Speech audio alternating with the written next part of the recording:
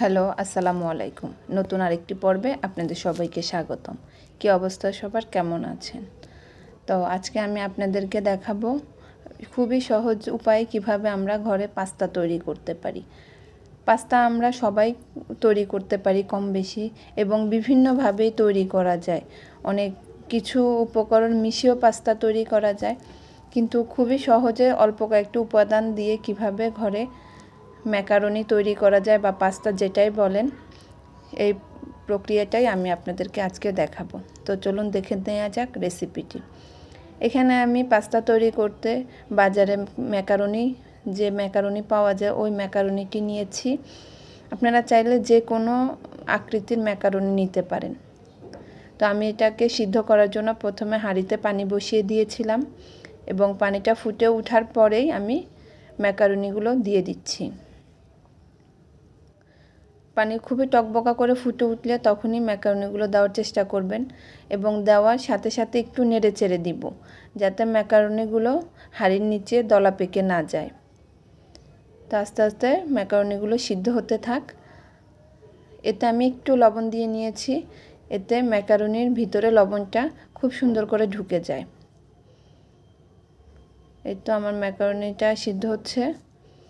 বারবার একটু চেক করে দেখব ম্যাকারনিটা কতক্ষণ সিদ্ধ হয়েছে কিনা। সিদ্ধ হয়ে গিয়েছে আমার ম্যাকারনি। এবার আমি এটাকে একটা স্ট্রেনারের সাহায্যে পানি ঝরিয়ে নিচ্ছি। ম্যাকারনির সিদ্ধ হওয়াটা আসলে খুবই জরুরি। পারফেক্টভাবে সিদ্ধ না হলে ম্যাকারনিটা খেতে ভালো লাগে না। আমি একটি প্যানে তেল বসিয়ে দিলাম। এই তেলের মধ্যে আমি মুরগির হাড় ছাড়া বুকের মাংস ছোট ছোট কিউব কিউব করে কেটে নিয়েছি, এটা দিয়ে দিব গোলমরিচের গুঁড়ো। এবার আমি মাংসগুলোকে তেলের মধ্যে একটু নেড়েচেড়ে রান্না করে নিব। মুরগির বুকের মাংস রান্না করতে খুব বেশি সময় লাগে না। দিয়ে দিচ্ছি 1 চিমটি আদা বাটা এবং একটু রসুন বাটা। খুবই কম পরিমাণে দিয়েছি, হাফ চামচের চেয়ে কম। এবার এগুলো মাংসের সাথে খুব সুন্দর করে মিশিয়ে নিব। দিয়ে দিচ্ছি সামান্য লবণ। এখানে শুধুমাত্র মাংসের জন্য যতটুকু লবণ প্রয়োজন ততটুকুই দিয়েছি, হাফ চামচের মতো। তো এবার সবগুলো উপকরণ খুব সুন্দর করে মিশিয়ে মাংসটা একটু ভাজা ভাজা করে নিব। মাংসটা একটু ভাজা ভাজা হয়ে গেলে এটাকে আমি এক সাইড করে রেখে ডিমটা ভেজে নিব।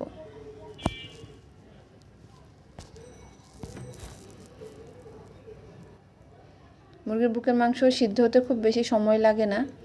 5 মিনিটের মতো এভাবে নেড়েচেড়ে রান্না করলে অলমোস্ট সিদ্ধ হয়ে যায়। আমি এখানে 2টা ডিম ব্যবহার করছি।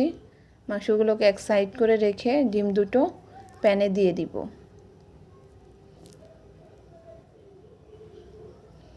সামান্য লবণ দিয়ে ডিমটাকেও স্ক্র্যাম্বল করে খুব সুন্দর করে ভাজা ভাজা করে নিব। খুব বেশি ভাজবো না, নরম নরম করেই ভাজবো।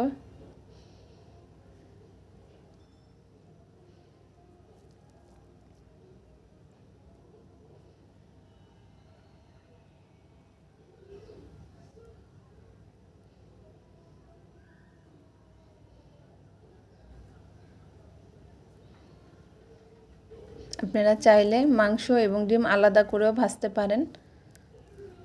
আমি একসাথে ভেজে নিচ্ছি, এবং এর সাথে অ্যাড করে দিব আমি পেঁয়াজ কুচি এবং মরিচ কুচি। পেঁয়াজগুলো আমি একটু মোটা করে কুচি করে নিয়েছি, আবার খুব বেশি মোটা না। তো এবার আমি এগুলো সবগুলো উপকরণ আবার একসাথে একটু হালকা ভেজে নিব, যাতে পেঁয়াজটা নরম হয়ে যায়।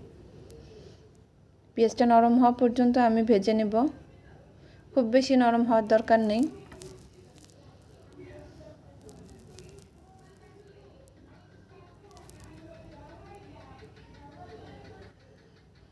ইচ্ছা করলে আপনারা এখানে যে কোনো সবজি অ্যাড করতে পারেন। তো আমি এটা খুবই সিম্পল রাখার চেষ্টা করেছি, এর জন্য আমি কিছুই আর অ্যাড করব না। এর সাথে ম্যাকারনির প্যাকেটে যে মশলা দেওয়া থাকে, রেডি মিক্স মশলা, ওটা দিয়ে দিচ্ছি।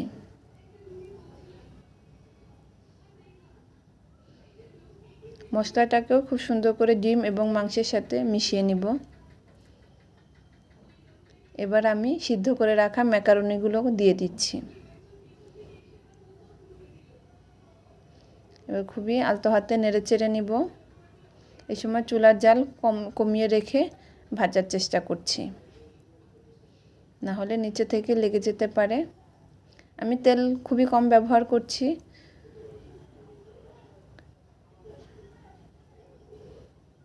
এই জন্য আমি হালকা হাতে নেড়েচেড়ে নিব এবং মাংস, ডিম, মশলা সবগুলো যেন খুব সুন্দরভাবে মিশে যায়, এই জন্য একটু সময় নিয়ে হালকা হালকা নেড়েচেড়ে রান্না করে নেব। এই তো তৈরি হয়ে গেল আমার ম্যাকারনি বা পাস্তা, আপনারা যে নামেই বলেন। খুবই সুস্বাদু এবং খুবই হেলদি একটা খাবার, বিকেলের নাস্তা হতে পারে। এটা খুবই হেলদি একটা পরিবেশনা। টমেটো কেচাপ দিয়ে পরিবেশন করে নিচ্ছি আমার দুর্দান্ত স্বাদের ম্যাকারনি। আমার রেসিপিটা দেখার জন্য আপনাদের সবাইকে ধন্যবাদ। যদি রেসিপিটা ভালো লাগে অবশ্যই শেয়ার করবেন ফ্রেন্ড এবং ফ্যামিলি মেম্বারদের সাথে।